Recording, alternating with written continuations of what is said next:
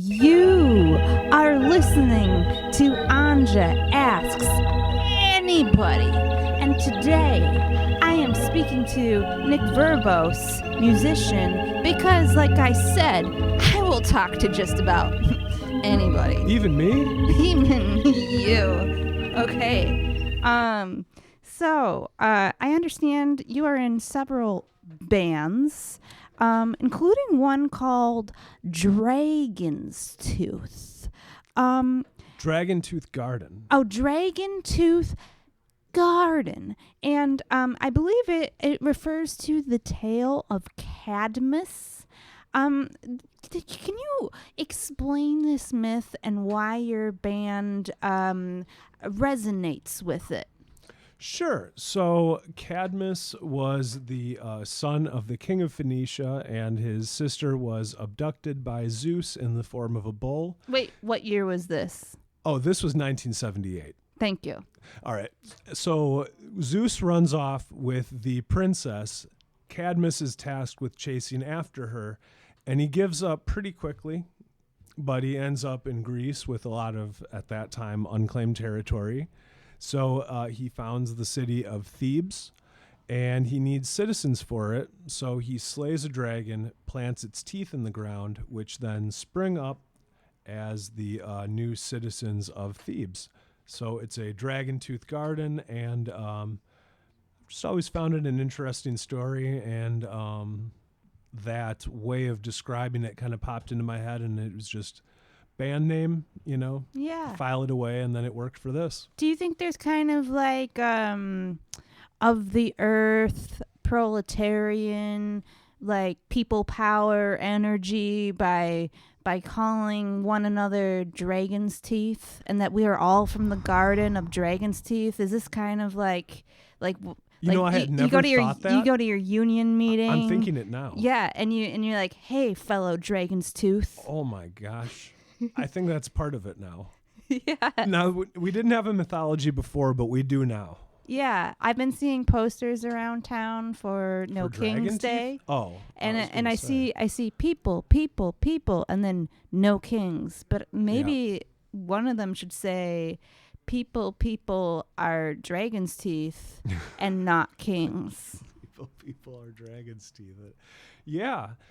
There is a king in the story, and, he's not, I wouldn't say he's the antagonist. He's kind of an antagonist. He's kind of a secondary antagonist. Yeah. Yeah. So, like, can you rephrase that part? Because Secondary antagonist? Well, what? So he was chasing the princess? No. So the king is the father of both of them. Uh-huh. But he tells Cadmus, don't come back until you've got her, which Gotcha. He could have been doing any number of other things. So I guess the king's not that bad. He, gave him a job. I imagine he had to create a set time period so the task would get done. Yeah. Yeah. Like never come back. Like don't dilly-dally while you're trying to go get the princess. I guess you decide the time period. As soon as you're successful, you can come back. Yeah. Forgive me, listeners, if I re-asked a question you were fully paying attention to, but sometimes as the host, I mishear things and I daydream because I'm thinking about 5 things at once. But nonetheless, this topic is coming up about Dragon's Tooth Garden because there's something that's happening at the Jazz Gallery down the street this Saturday at 7 p.m. What is it? It's the Nuit du Surrealism. So it's the 3rd edition of a festival that's been going on every 6 months that we've been doing for a while. And it's going to be a bunch of acts. And this time we're going to have Shadow Puppets by Anja Seeger. Oh, I know her. I do too. Yeah. Yeah. And a lot of people warned me about working with her, but you know what? I just decided to go ahead with it anyway. You can't even joke about that. Like, what were people saying? Well, Blaine was saying that she's trouble. She's difficult to work with. Okay. And that was about it. But then he said it over and over again, like he Yeah. was on a loop. So those of you at home who have no idea who Blaine is, I will explain. Blaine is my husband. That might not be funny to people who don't know him. Right, but there is tension today because right before getting onto the show, my husband asked me to deliver some batteries to him at the shop. And I went home, I grabbed batteries, and I delivered them to him, but they were AA instead of AAA, and I lost some points today. That's rough. So it doesn't surprise me you've heard some bad things. Yeah, he called me right after it happened and just went off. Oh dear. So there's going to be you're calling it a nuit de surrealist? Surrealism. Yeah, cool. Or anyone is welcome to call it Night of Surrealism. Okay, yeah. That is perfectly acceptable. That sounds good. The French is not mandatory. All right. So would you please play for us your guitar with only 4 strings that may or may not be in tune? Sure. And call this River West Radio Blues. Number 1.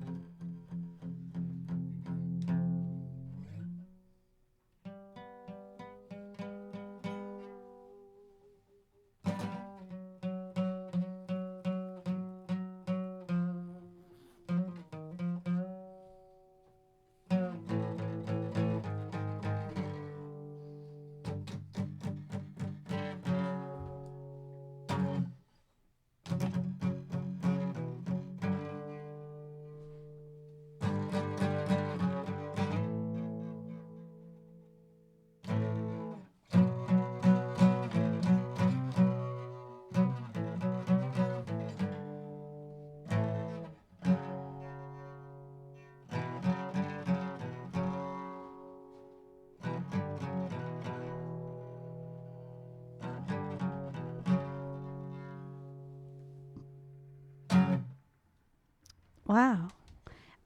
So it doesn't have lyrics? Not yet. I guess I could have added some. Yeah. Do you want me to do it again? Yes. No, I don't remember. It's gone. It's already gone. That's all right.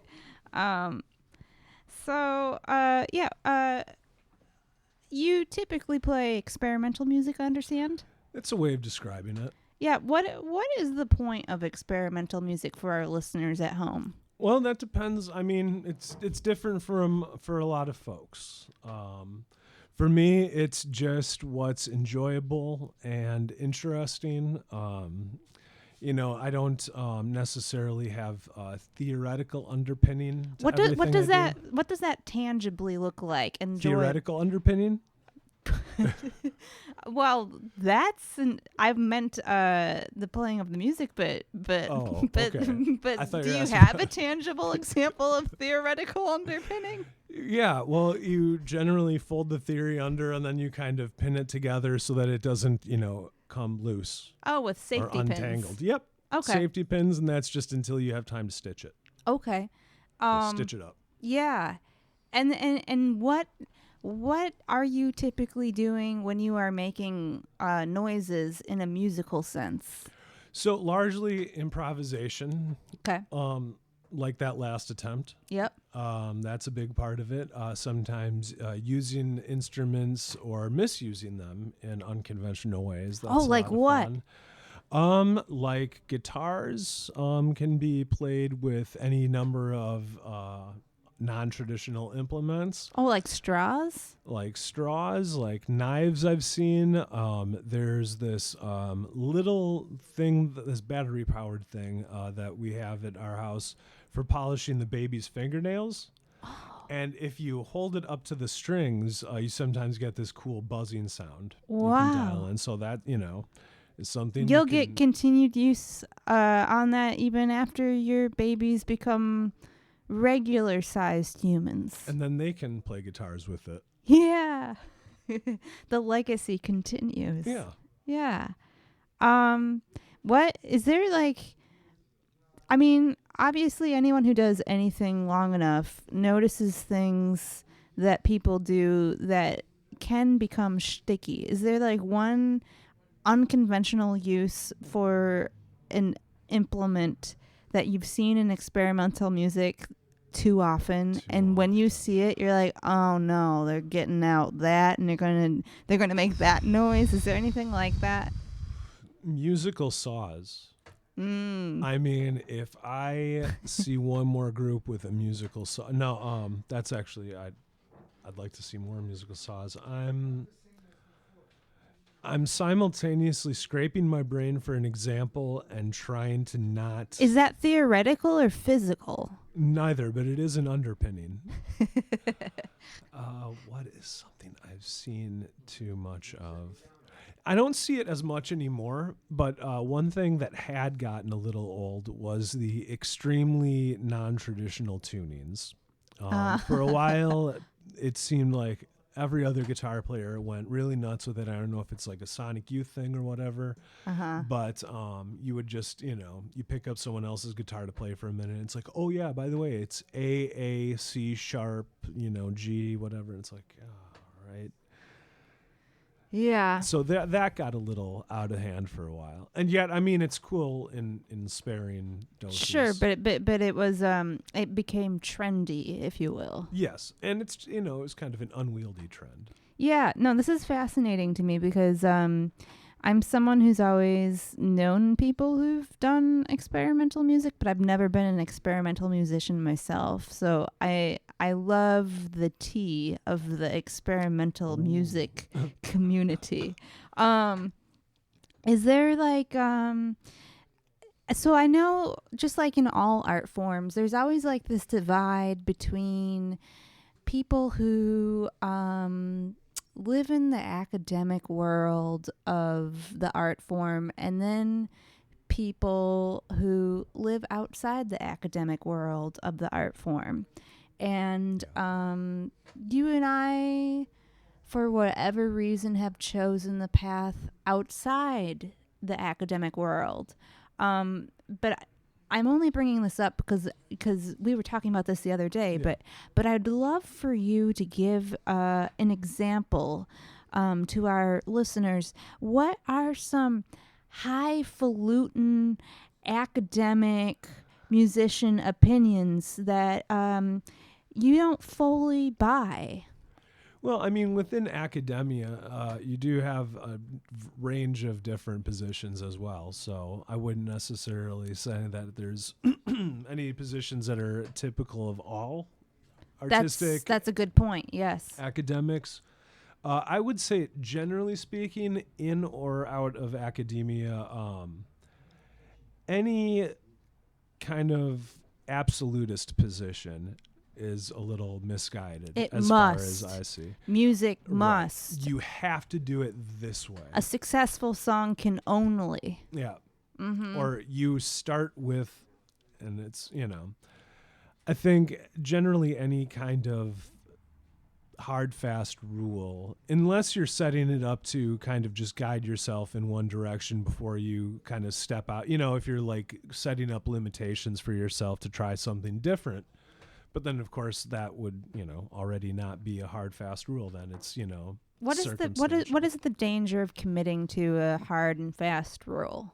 Well, you limit yourself. You limit yourself from getting new ideas, from trying new things, and your, material can become stale if it's going to be the same thing over and over again. Was there ever an idea in music that you committed to for too long? Slap bass. What? Tell us more about that. So you like slap the bass as you play? You slap the strings, you slap them and you pop them. And it kind of sounds like the Seinfeld theme song. Oh, okay, yes. So that's that kind of bass playing. And like when I was maybe 16 years old, I got really good at it because I put a lot of time into getting good at slap and pop bass. And then I just crammed it into too many different circumstances where it didn't belong. and, improved too many things, Yeah. made too many things too interesting. Yeah. There's some tapes I can go back and listen to, and they're a little cringy, but, I think most of us have cringy music from when we were 16. Sure. Yes. Oh, definitely. I mean, not music, but definitely lots of poems from high school that begin with I am. That's amazing because my lyrics usually start with the exact same words. But yeah, so like for a while I really thought, like this slap bass thing, this is the secret sauce for every dish. And it, it's part of maturing that I transcended that. Yes. Yeah, no, that's interesting to me. Yeah, I'm always translating other people's situations into my own head because I'm convinced everyone is having the same life. But like well, it's versions of the same, 4 or 5 different situations. Yeah, there's only 4 or 5 situations you could experience. Pretty much, right? There's man versus machine, man versus nature, man versus man, right? Man versus self. And the other one. 5 situations. Man versus God? Yeah, that's probably it. Yeah. Man versus sure. Yeah. Okay. Yeah. And then that's 5. Yeah. I have no idea where you heard this. I've never heard it before, but that's got to be the 5th one. Yeah. I was thinking about that earlier today. I was thinking what is the essential lesson of all of the holidays? Like, what is the essential value of all of the holidays? I was like, Thanksgiving is about food. Halloween is about fear.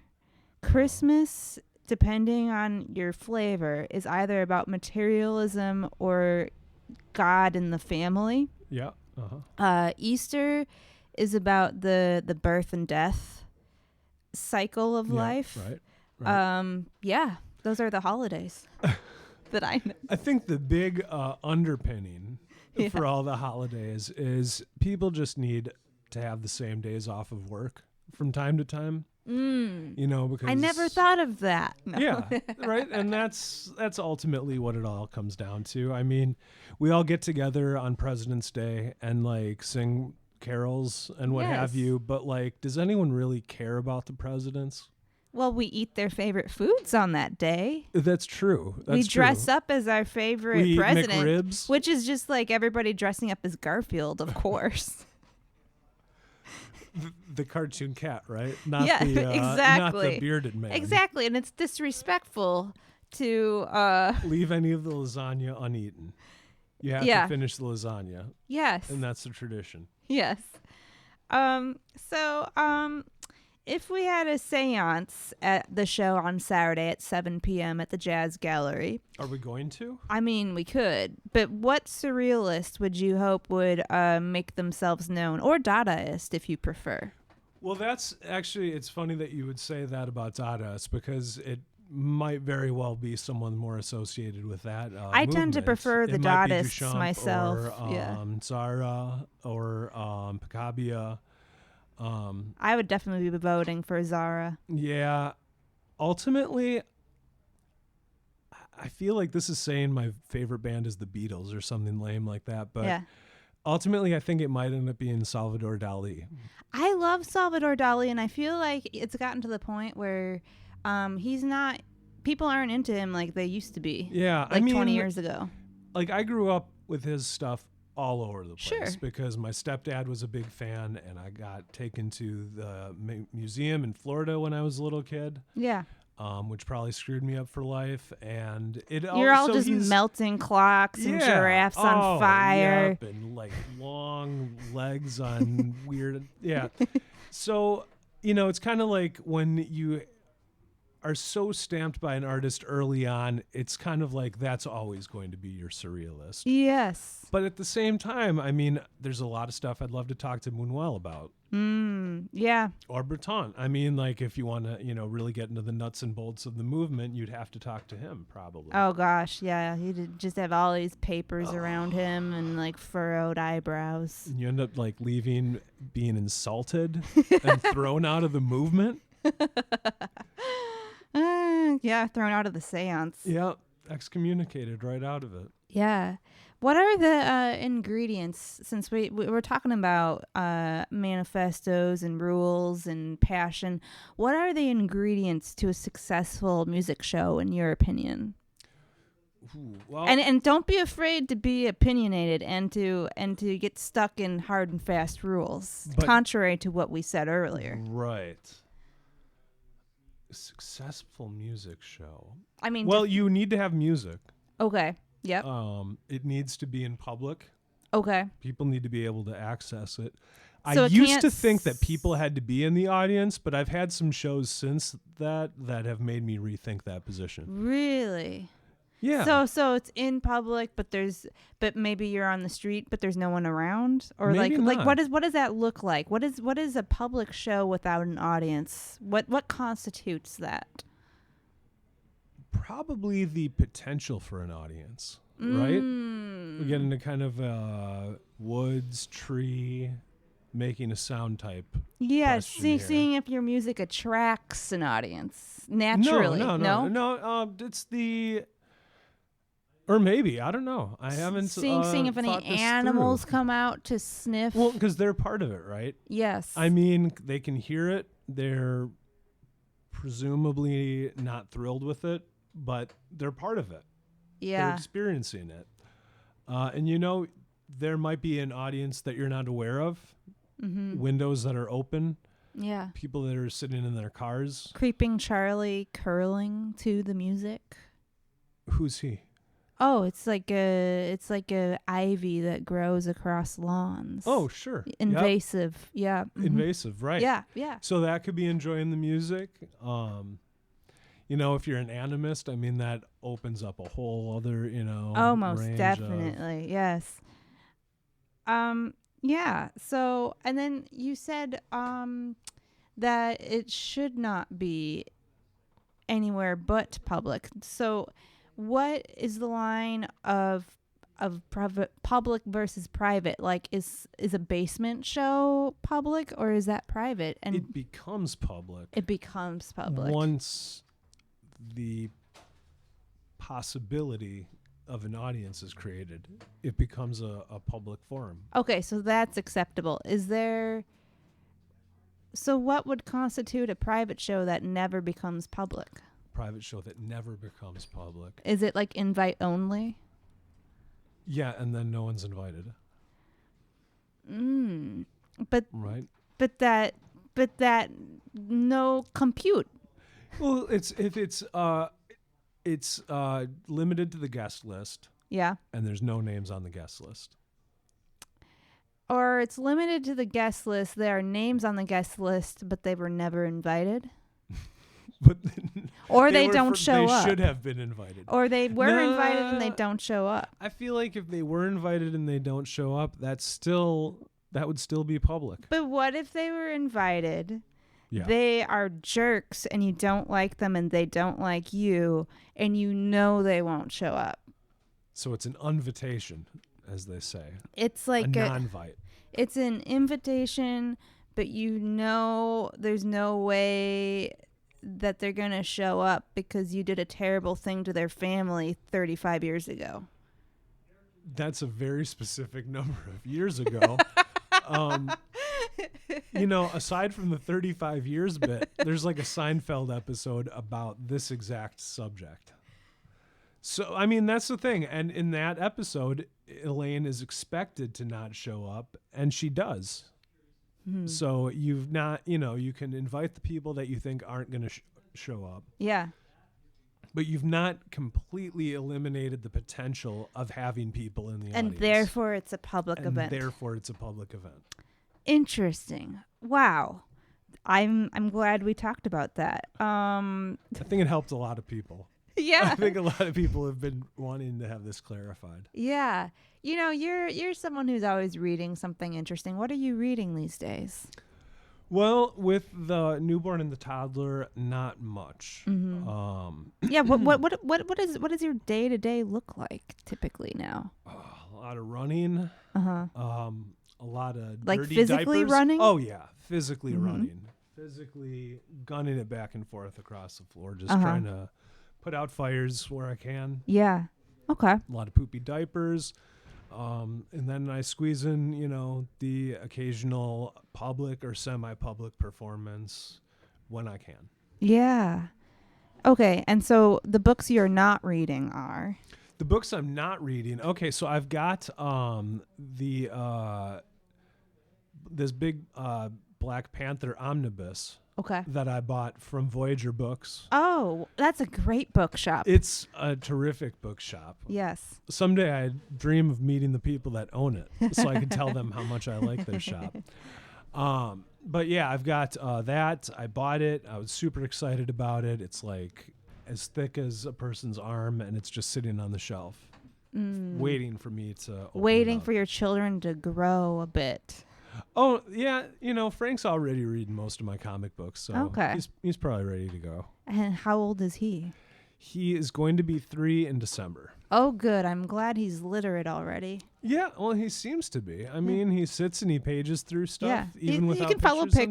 pictures, I mean, even no, without pictures. Yeah. Wow. So I'm not sure what he's getting out of it, but The he silence seems- between the words. Maybe he just likes the appearance of sophistication. I don't know. Yeah, he's modeling after his parents. I also like the appearance of sophistication. Yes.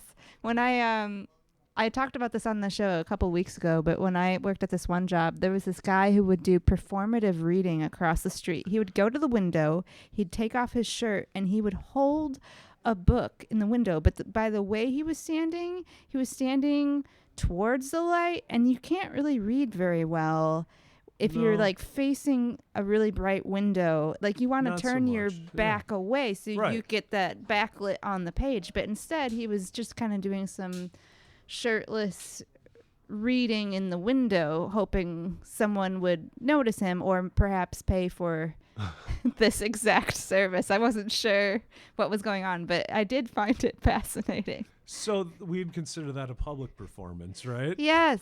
Yes. Because Oh, you most were there, definitely. yeah. Yes. Perhaps it was meant to be a private performance that someone paid for, but by the very nature of him having to use his window, Yep. it becomes a public performance. And the public is part of the performance in an unintended way. Yeah. Yes. So do you have any public or private performances coming up aside from 7 p.m. at the Jazz Gallery this Saturday? Do I have any other performances that are going to be on this upcoming Saturday? Oh. Just the one. It's enough. Yes. Or any Outside of others? that, yeah, probably. Okay. But they're still There's one in November. okay. Sometime. Haven't pinned that down yet, but I will. It's still in I'm the going to. ethereal It's in the hopper. It's in the hopper. And then I'm going to be playing it MKE Ultra with Tarek Sabar on January 31st. Yes, 31st. All right. So that's not for quite a long time. So let's go over all the bands that are playing this Saturday at the Jazz Gallery at 7 p.m. for $10 entry fee. Whew. Okay, so Dragon Tooth Garden is playing with Wilhelm Matisse. Then we've got Three Mirrors. Then we've got Christine Barclay. Then we've got Army of Frankensteins with Jay Mallerskov. Then we've got Brian Cherry. We've got Battalion of Cloud Ships and 1913. Great. Well, I'll see you there, everybody. I'll be doing Shadow Puppets to it. Thanks for coming on today, Nick Thanks for having Verbos. All right. Toodaloo.